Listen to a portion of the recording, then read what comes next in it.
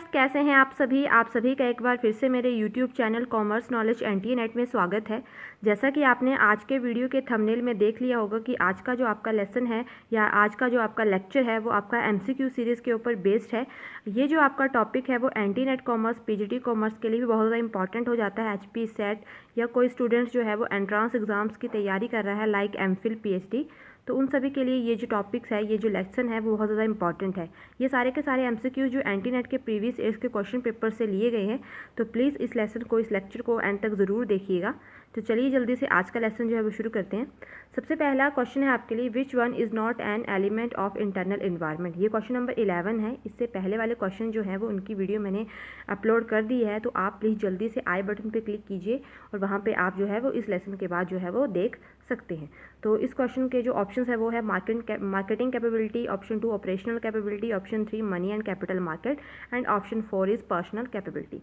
तो इनमें से कौन सा जो है वो इंटरनल इन्वायरमेंट के अंदर नहीं आता है। Internal environment, external environment, business environment का एक इम्पॉर्टेंट टॉपिक है।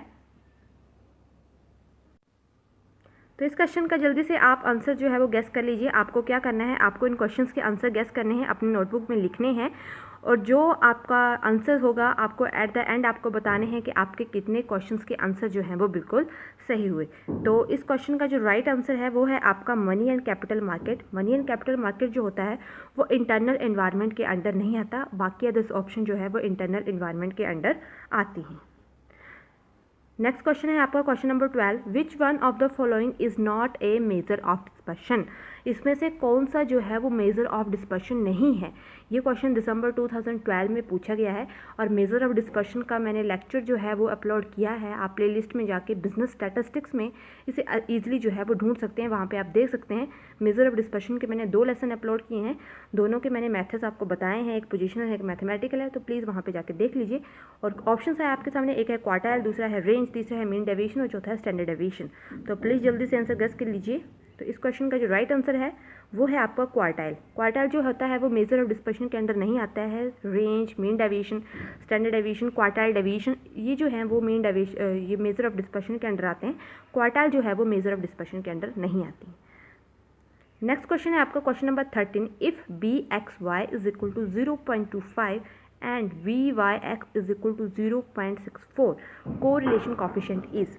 अगर आपके पास जो है दो कोरिलेशन कोफिशिएंट दिए हैं, उनमें से आपको कोरिलेशन कोफिशिएंट जो है वो फाइंड आउट करना है। दिसंबर 2012 में ये क्वेश्चन आया हुआ था और आगे भी ये क्वेश्चन जो है वो आता है। ये सिर्फ दिसंबर 2012 का है, आगे वाले जो ईयर्स हैं उसमें भी जो है वो वैल्यूज़ को घुमा फिरा के क्वेश्चन इसी तरह का पूछा जाता है, जिसमें आपको कोरिलेशन जो है वो फाइंड आउट करना होता है। तो ऑप्शंस क्या है, 0.16, option 2 0.40, option 3 0.89 and option number 4 0.64। यहाँ 3 की जगह जो 4 होगा गाइस, तो आप देख लीजिएगा।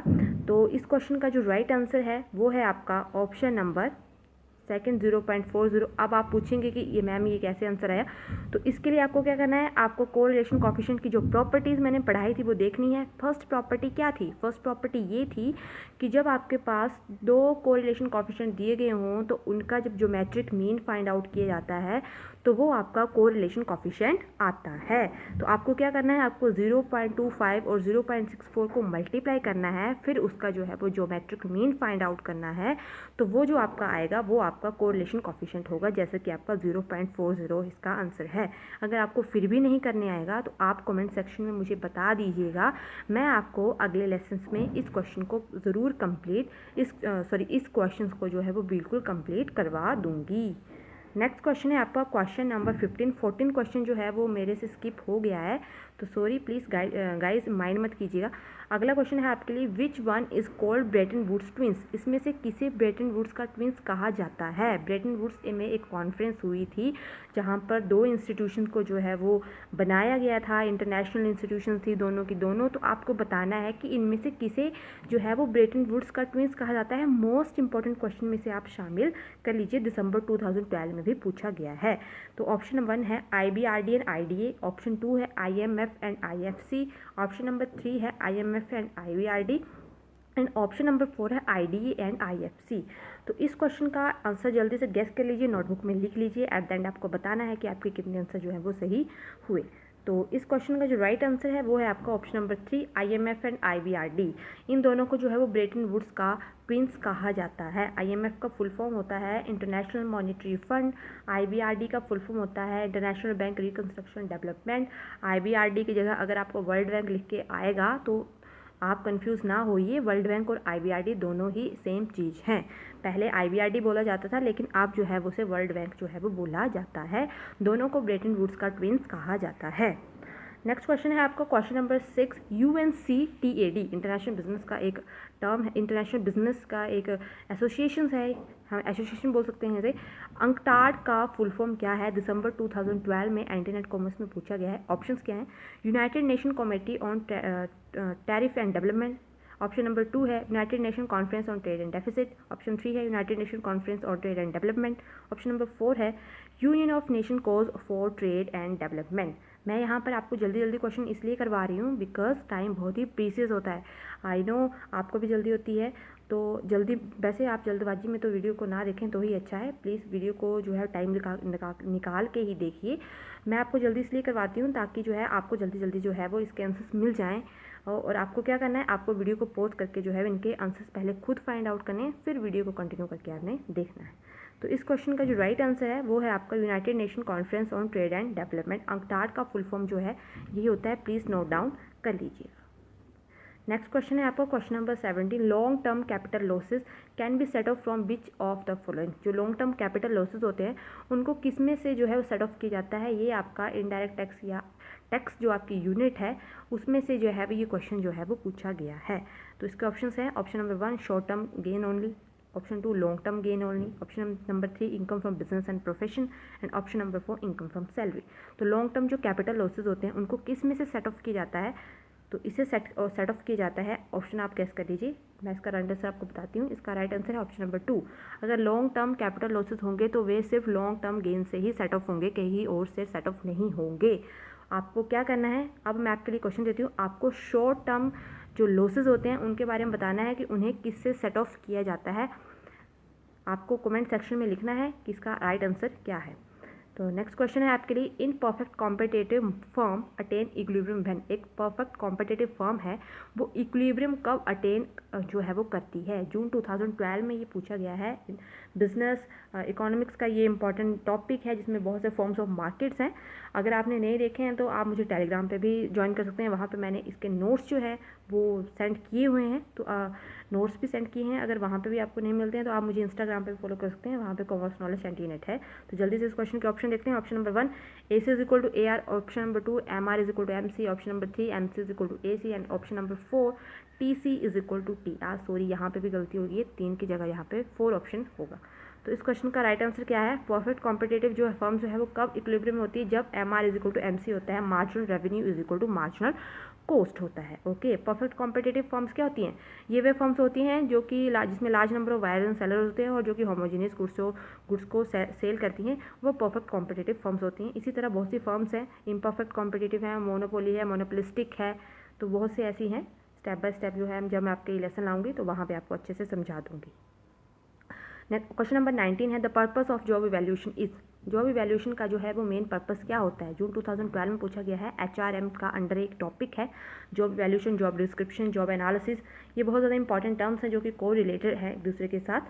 तो ऑप्शन है आपके option number 1 fixation of responsibility, option 2 है प्रमोशन, ऑप्शन नंबर 3 है wage determination and option number 4 है transfer to a better job. तो जॉब इवैल्यूएशन क्या होता है? सिंपल से टर्म्स में जॉब इवैल्यूएशन का मतलब होता है जॉब की वैल्यू का पता लगाना कि इस जॉब की कितनी वैल्यू है।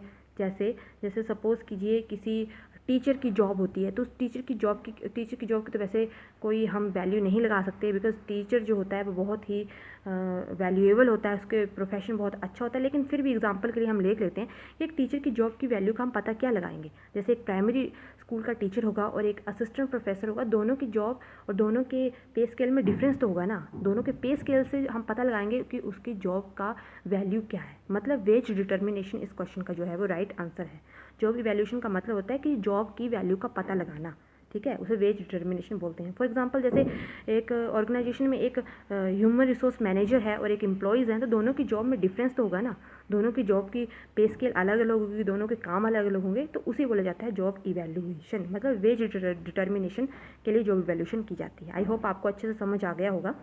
लास्ट क्वेश्चन है आज के लेक्चर का, which one of the following is a relative measure of dispersion. Dispersion मैंने आपको पढ़ा दिया है, प्लीज़ जल्दी से जाके देख लीजिएगा।